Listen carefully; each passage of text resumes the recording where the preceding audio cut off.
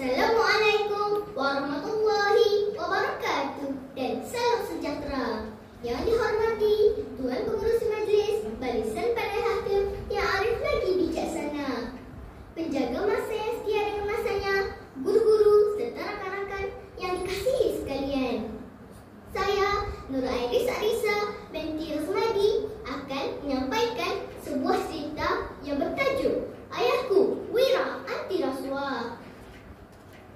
Wahai kawan-kawan, mari dengar cerita buat teladan kita bersama. Wahai kawan-kawan, janganlah lupa jauhi rasuah perosak negara.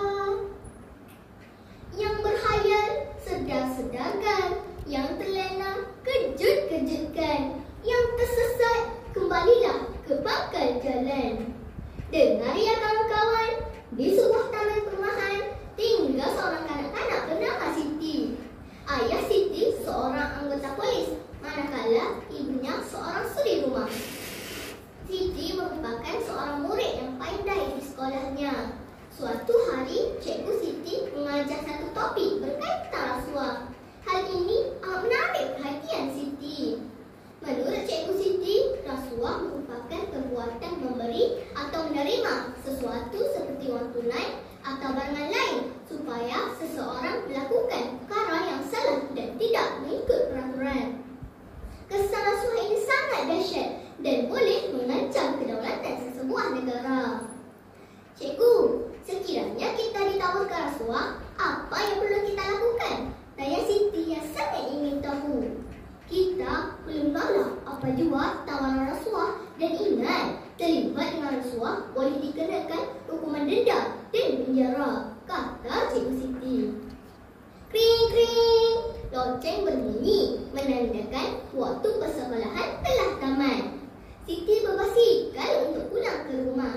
Sebaik sahaja sampai di rumah, Siti memberi salam kepada ibunya. Namun tiada sultan. Siti bergegas naik ke rumah mencari ibunya. Alangkah terkejutnya Siti melihat ibunya terbaring di lantai dalam keadaan tidak sadarkan diri. Siti segera menghubungi ayahnya dan ibunya dibawa ke hospital berdekatan. Di hospital, doktor memaklumkan bahawa ibunya menghidapi penyakit parah tulang. Rawatan dan pembedahan tersebut memerlukan kos yang tinggi. Sebagai anggota polis biasa, gaji ayah Siti tidak banyak. Hal ini membuatkan ayah Siti butuh untuk mencari jalan penyelesaian. Meskipun begitu, mereka tetap sabar dan tabah dengan ujian yang sedang dihadapi. Suatu hari, ketika berada di biliknya, Siti terdengar perbualan ayahnya bersama dua orang lelaki.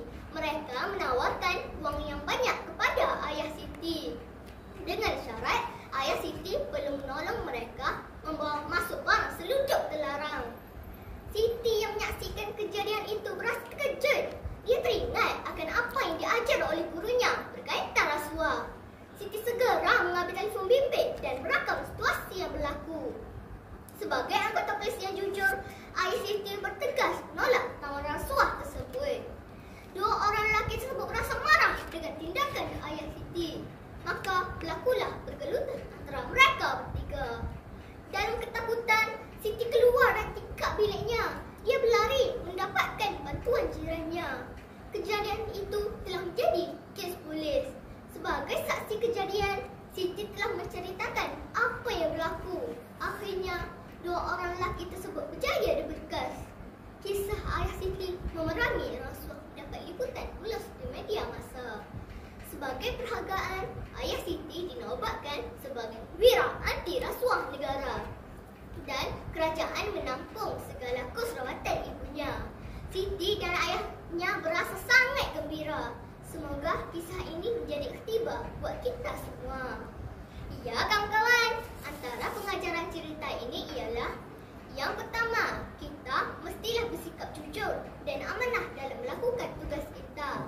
Yang kedua, kita perlu bersabar menghadapi setiap ujian kehidupan. Sekian sahaja daripada saya. Wabillahi taufiq wal hidayah. Assalamualaikum warahmatullahi wabarakatuh. Terima kasih.